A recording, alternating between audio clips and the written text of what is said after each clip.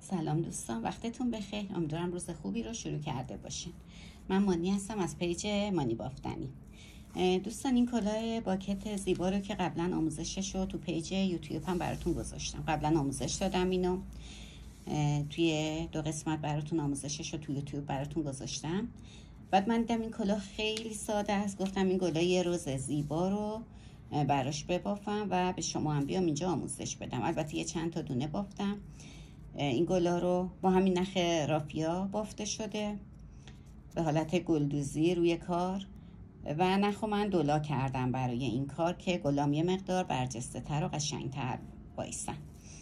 این گلا هیچ نظم و ترتیبی نداره، به صورت رندوم، بزرگ، کوچیک، به هر جور که دوست دارید میتونید این گلا رو روی کلاهتون ببافید. میتونید دور تا دور کلاه انجام بدید این کارو، یا نه فقط قسمت جلو، میتونید قسمت جلو رو فقط این گلا رو ببافید. خیلی کلاهو زیبا و شکیل تر میکنه، خاص میکنه کلاهو و من که خیلی دوستش دارم. پس با من همراه باشید تا بریم سراغ این آموزش زیبامون. همونطور که گفتم نخ و دولا میکنیم ما به این صورت. نخ رافیایی تابیده است نخ من، چون با همین نخم کلاهو بافتم ولی با 1 لا. حالا نخو من دولا میکنم از هر جایی که دلم میخواد، هیچ فرقی نمیکنه. برای شروع کار من میام اول به طور فرضی یه دایره، چون این گلا به صورت دایره باره، یه دایره برای خودم به صورت فرضی تشکیل میدم و مرکز دایره رو به این صورت قلابم داخل مرکز دایره فرو میکنم و این نخو به این شکل یه مقدار اضافه تر میذارم و میارم بیرون به این شکل. سعی کنید نختون صاف وایسه روی کار که کارتون زیباتر و شکیلتر بشه. بعد برای دایره بافت دایرمون میام سوراخ بغل، اینور، بالا، پایین، تو هر کدوم که دلم بخواد اینو فرو میکنم. من توی این سوراخ فرو کردم، سوراخ کنارش. این نخ زیری رو میپیچم و دور کارمون مخف میکنم تا زیر کارمونم زیباتر بشه، تمیزتر باشه کارمون. و اینو میگیرم و به این صورت میارم بیرون و به صورت نخ من دولاست و هر دوتا رو باید بگیرم، خاطر هم یه مقدار کارمون سخت‌تره. ببینید به این صورت 2 تا نخو گرفتم. حالا میام کناریش، میام قسمت پایین کار، دوباره میام وارد میکنم و از اینجا یه پیچ به این نخ زیریمون میدم به این صورت و نگه میدارم و این نخا رو دوباره در میارم از اینجا. ببینید میگم چون نخ من دولاست یه مقدار کار با نخ دولا سخت تره.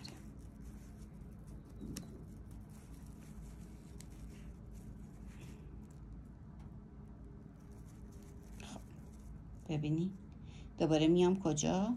میام کنارش که به صورت دایره وار من اینو دایره خوشگل میزنیم اینجا.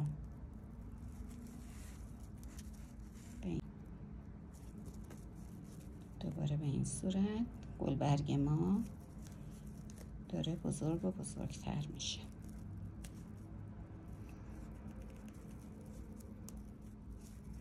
بست میزنیم و باز میچرخونیم و میاریم اینجا.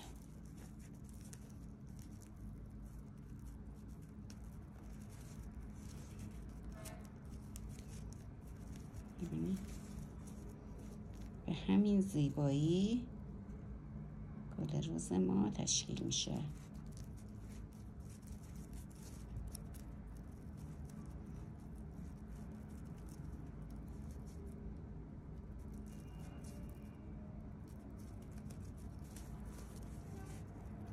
باید حواستون باشه هر 2 تا نخا رو با هم بگیرید، چون قلاب من کوچیکه، نخا در میاد از داخلش و سعی کنم هر 2 تا نخو بگیرم.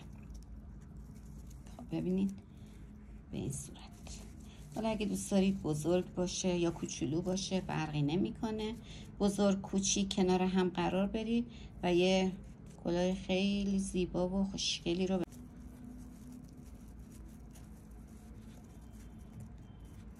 دوباره میام و نخو میکشم کامل. سعی میکنم پیچی هم نداشته باشه و اینجا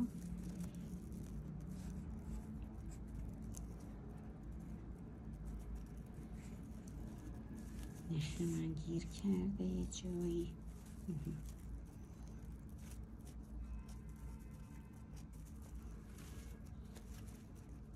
دوباره نخم رو میکشم و میام.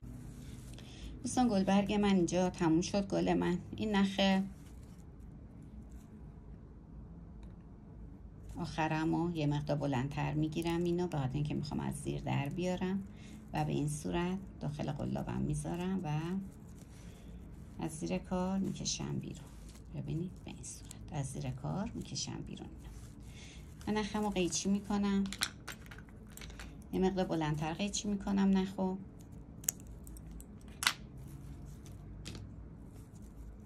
و نخی که قیچی کردم و از داخل این در میارم برای محکمتر شدن کارمون.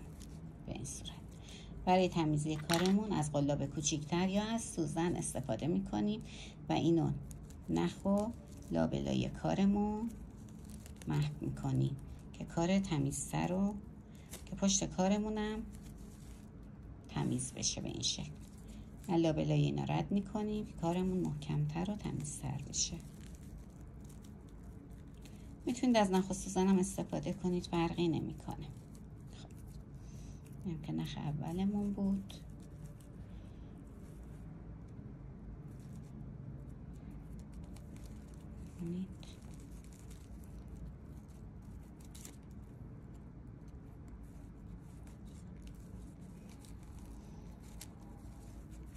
به این صورت نخ رد میکنیم از این زیر و بعد اضافه کارمونم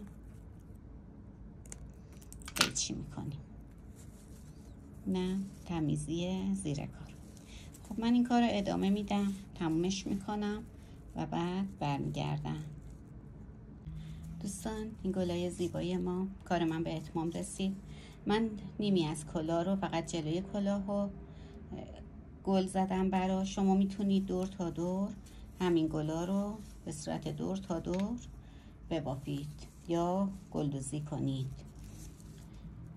خب امیدوارم از این آموزش خوشتون اومده باشه. برای خودتون و عزیزانتون ببافید و لذتش رو ببرید و ازش کلی کسب درآمد کنید. یادتون نره ویدیو رو لایک کنید، کانال رو سابسکرایب کنید و عکسای خوشگل بافتاتون هم برام توی این اینستا ارسال کنید. تا آموزش‌های بعدی، خدا نگهدار.